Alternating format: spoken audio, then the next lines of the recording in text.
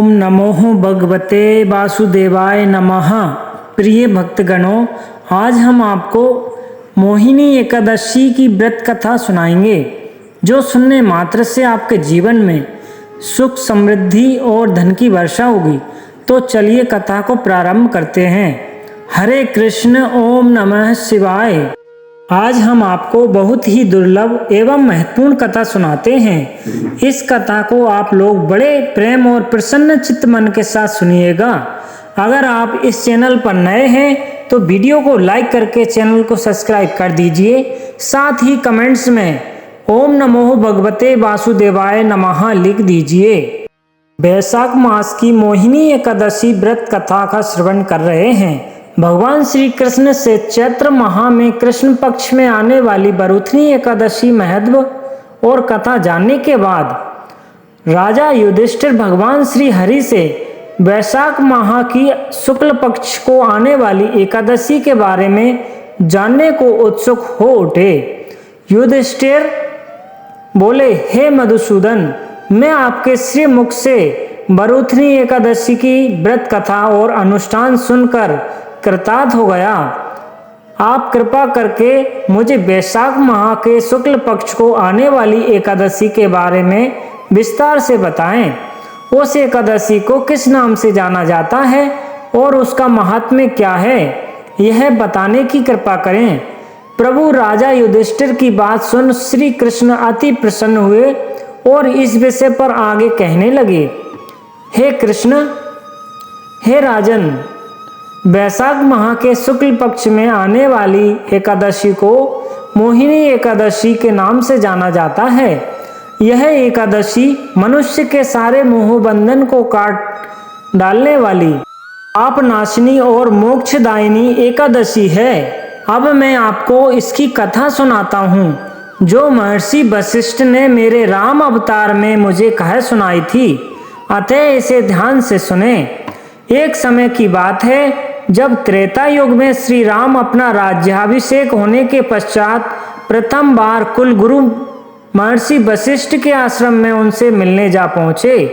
महर्षि वशिष्ठ के दर्शन कर उनका आशीर्वाद लेते हुए उनके समक्ष अपने व्याकुल स्वर में उन्होंने कहा, श्री राम, हे गुरुदेव, मेरा मन बहुत समय से अत्यंत व्याकुल हो रहा है।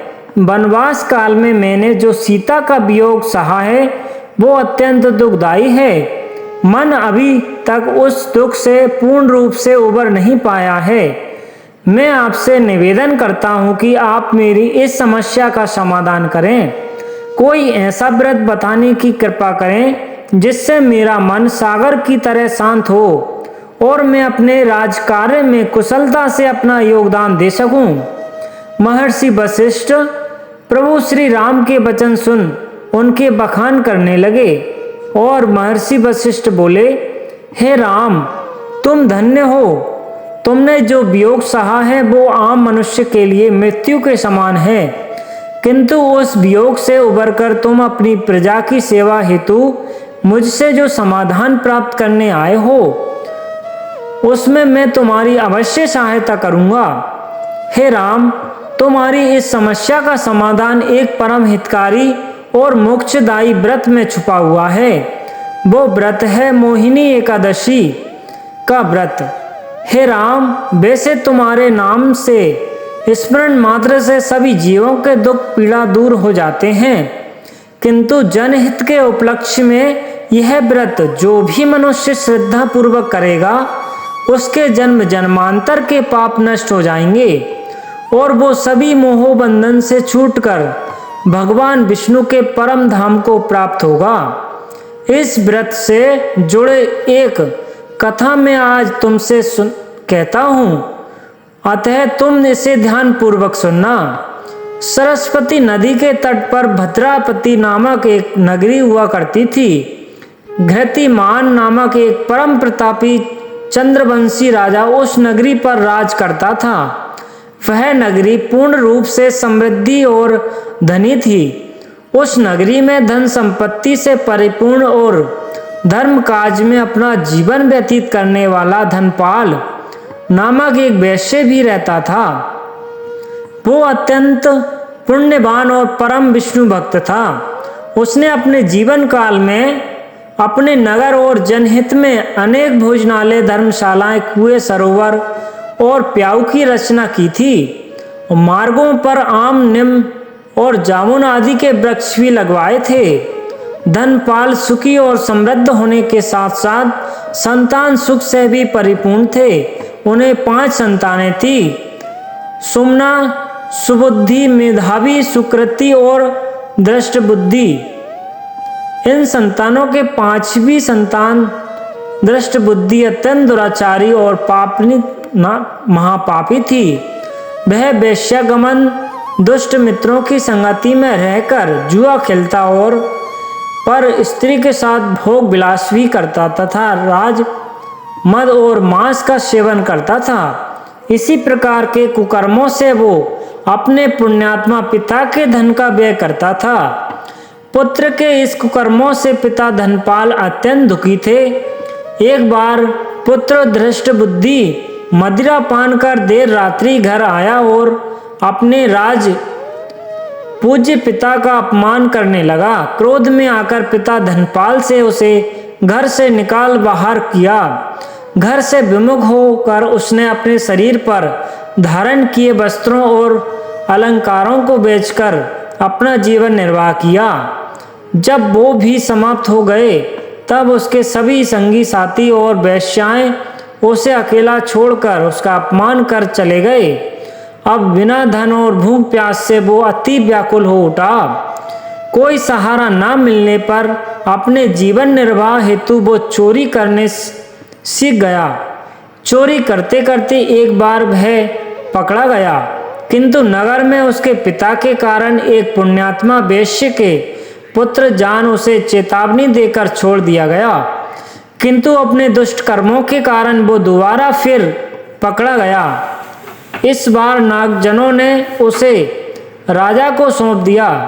राजा ने उसका अपराध जान उसे कठिन कारावास की सजा सुनाई।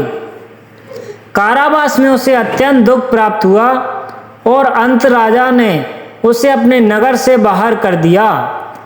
अब वह अपनी नगरी छोड़ वन में निर्वाह करने लगा। अपनी भूख प्यास मिटाने उसने वन के पशु पक्षियों का शिकार करना शुरू कर दिया।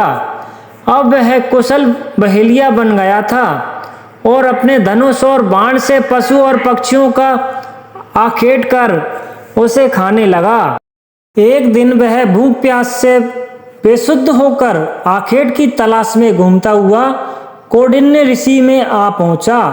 उस समय वैशाख माह के चलते ऋषि गंगा स्नान करके वापस अपने आश्रम में आ रहे थे। रास्ते में ऋषि के भीगे वस्त्रों के छींटे दृष्ट बुद्धि पर गिरे और गंगा जल के प्रभाव से उसे सुबुद्धि प्राप्त हुई।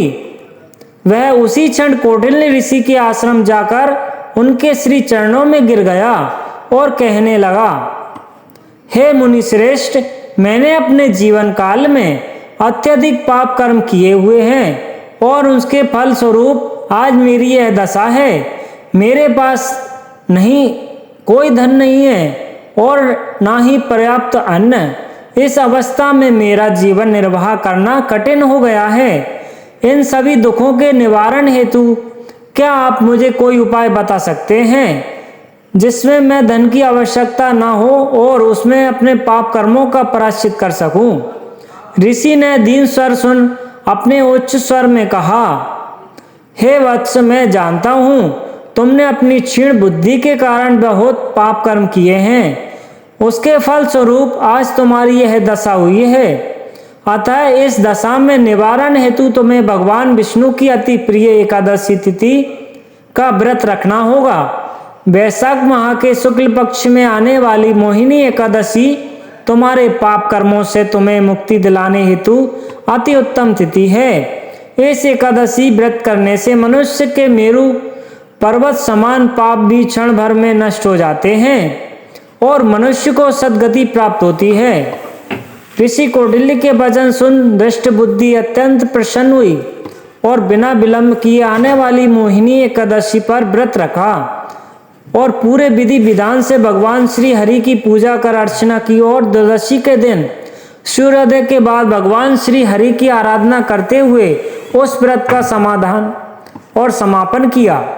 हे राम, इस व्रत की पूर्ति से उसके सारे पाप नष्ट हो गए और उसके अंत समय से वह गरुड़ पर बैठकर विष्णु लोक को गया। संसार में इस व्रत को करने से मोह के सारे बंधन छूट जाते हैं। संसार में इस व्रत के अति और कोई व्रत श्रेष्ठ नहीं है। इस व्रत के महात्म्य को पढ़ने और सुनने मात्र से 1000 गोदानों को पुण्य फल प्राप्त होता है। प्रिय भक्तगणों, उम्मीद है आपको यह कथा पसंद आई होगी। भगवान कहते हैं, जिस तरह से यह कथा हमने आपको सुनाई, उसी तरह आप भी इस कथा को अपने प्रिय साथियों को सुनाएं और इस कथा को ज़्यादा से ज़्यादा शेयर करें। उम्मीद है आपको यह कथा पसंद आई होगी। अगर आप इसी तरह की पौराणिक कथाएं सबसे पहले अपने मोबाइल पर पाना चाहते हैं तो वीडियो को लाइक करके चैनल को सब्सक्राइब कर लीजिए। साथ ही कमेंट्स में ओम नमः शिवाय लिख दीजिए।